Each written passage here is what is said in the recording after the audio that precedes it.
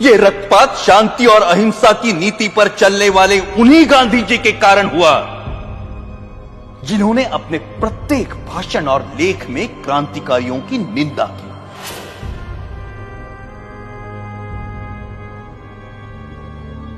जब गांधी जी के प्रचंड विरोध के बावजूद भी मार्च 1931 के वार्षिक अधिवेशन में कांग्रेस ने भगत सिंह के साहस की प्रशंसा में प्रस्ताव पारित किया, तब गांधी जी अपनी इस पराजय को नहीं भूले और कुछ महीने भीतर जब मुंबई के गवर्नर पर गोली चली तो गांधी जी ने उसका कारण भगत सिंह की प्रशंसा में पारित इस प्रस्ताव को ही बताया।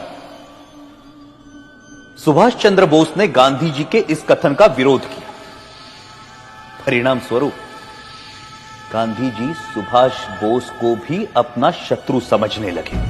Our struggle is no doubt a non-violent struggle, but even a non-violent struggle demands an army, an organization, and a machinery. और उनका कांग्रेस अध्यक्ष चुने जाने पर गांधी जी ने कहा कि सुभाष की जीत गांधी की हार है। जब तक उन्हें कांग्रेस अध्यक्ष की गद्दी से नहीं उतारा गया तब तक उनका क्रोध शांत नहीं हुआ। जो लोग कहते हैं कि मात्र गांधी जी के परिश्रम से हमें आजादी मिली, वो एक झूठा इतिहास लिखना चाहते हैं। जब तक देशभक्त क्रांतिकारियों के बलिदान को अंधेरे में रखा जाएगा तब तक हमारी आने वाली पीढ़ियां इतिहास के सवेरे से वंचित रहेंगी। Order order. 1947 की सर्दियों में हिंदू मुस्लिम एकता के लिए गांधी जी ने जो आमरण अनशन रखा था, उसे तोड़ने के लिए जो पहली शर्त उन्होंने रखी थी वो ये थी कि दिल्ली की मस्जिदों में शरण लिए हुए हिंदू और सिख शरणार्थियों को मस्जिदों से बाहर निकाला जाए और मस्जिदें मुसलमानों को सौंप दी जाए। सरकार गांधी के अनशन के सामने घुटने टेकने पर मजबूर हुई और जिस दिन गांधी जी ने अनशन तोड़ा उस दिन वर्षा भी हो रही थी। उस असाधारण सर्दी में अच्छे घरों में रहने वाले लोग भी कांप रहे थे, परंतु उन निराश्रितों के ठिठुरते हुए कुटुंब के कुटुंब मस्जिदों से बलपूर्वक बाहर निकाले गए। जिस दिन यह घटना घटी संयोगवश मैं दिल्ली में ही था और मैंने अपनी आंखों से गांधी जी की जिद को पूरा होते हुए देखा। कड़ाके की सर्दी और वर्षा में कपकपाते हुए वो लोग बिरला हाउस पहुंचे। वहां उन्होंने नारे लगाए, गांधी जी हमें शरण दो, गांधी जी हमें शरण दो।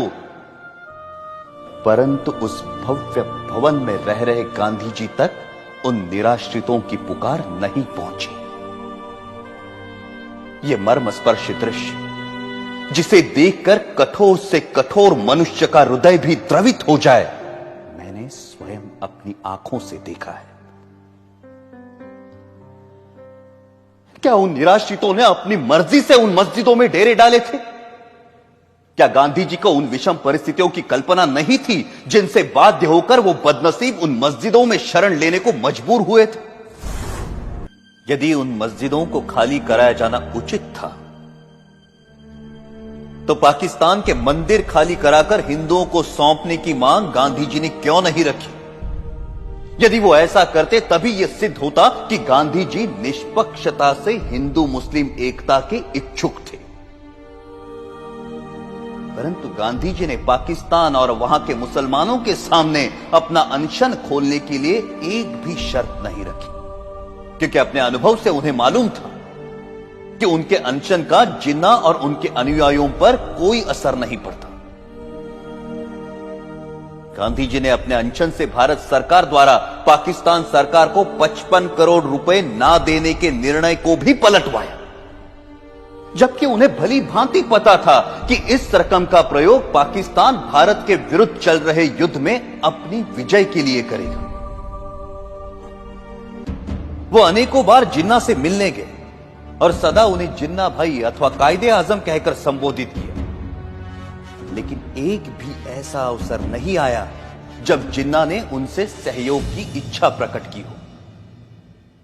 गांधी जी की जिस आध्यात्मिक शक्ति और अहिंसा की महिमा का सब जय जयकार करते हैं, वो जिन्ना की दृढ़ता के सामने नपुंसक सिद्ध हुई।